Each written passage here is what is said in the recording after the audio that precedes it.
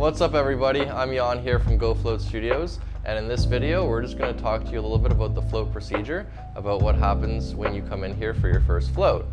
So first things first, you're going to come in, you're going to remove your shoes here at the front. If you want to grab the comfy slippers there, you can grab those, or just go bare feet or socks, whatever you're comfortable with. First thing, I'm going to get you to fill out one of these waivers here, so you can do that when you come in. You can have a seat in our lobby area, grab some tea or some water if you'd like, and just relax before your float. Alright, here's one of our 4 float rooms. Let's have a look inside. So the first thing I'm going to want you guys to do is to put in the earplugs just before going into the shower, and that's just so you don't forget before going into the tank.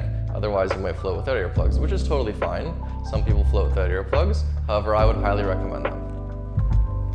And then over here is your A&D ointment. That's just like Vaseline. Just in case you have any cuts on your body, you cover those up so the salt doesn't sting you once you hop in the cabin. And then just over here is your shower area. So you're going to want to shower before your float. You're going to want to use the pre-float body wash here, just on the left-hand side. It's unscented body wash, just gets any oils you might have off of your body. Once you're done your shower, feel free to bring in this float halo. It's just for extra head and neck support. So you can float with it, float without it. It's completely up to you. Same thing with the pool noodle here. You can use it anywhere you want for extra support, under your legs, under your back, anywhere you want. Of course, you don't have to use either of these. I float without them, but a lot of people do like them, so it's up to you. Once you're done your shower, but before going into your float, I'd recommend using this towel here to wipe down your face. And that's just so you get the excess water off, just so you're not tempted to touch it or scratch it or something when you're in the tank, because then that way you might get salt water in your eyes. However, if you do get salt water in your eyes, there's fresh water here, so you can use that to clear them up if you need to. And then on the inside of the tank, there's also a light that's under your control, so you can turn it on and off from within the cabin. How you float is entirely up to you. You can float with light on, float with light off, up to you completely. Same thing with the door. You can leave the door open if you want, or close it all the way, but the lights in the room shut off because they're on a motion sensor, so once you're inside, it's nice and dark outside, so totally fine to float with the door open. And I can get out anytime I want? Yes, there's no pressure. However, your floats are typically between an hour to 90 minutes, but if you feel that you need to get out, that's totally fine.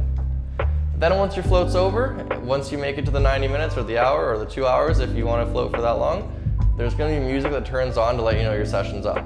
So you get out, once you hear the music, you shower again, you can use the shampoo or conditioner, and then over here we have 50-50 water vinegar ear rinse. That's just to get the salt water out of your ears if you need to. The vinegar will dissolve the salt for you. Once you're done your shower, we provide the towels, and then we also have a vanity area in the back, so you really don't have to bring anything except maybe a brush to do your hair after if you need to. And how do some people like to float while they're inside the tank? Well, you can float with your arms up above your head, you can float with your arms by your side, on your chest, or behind your head, or mix it up a little bit, however you want, whatever's comfortable for you. Alright, so once you're done your float, feel free to visit the vanity area. If you need any extra time to fix yourself up, you can bring all your stuff to the back of the float center and just do your thing back there.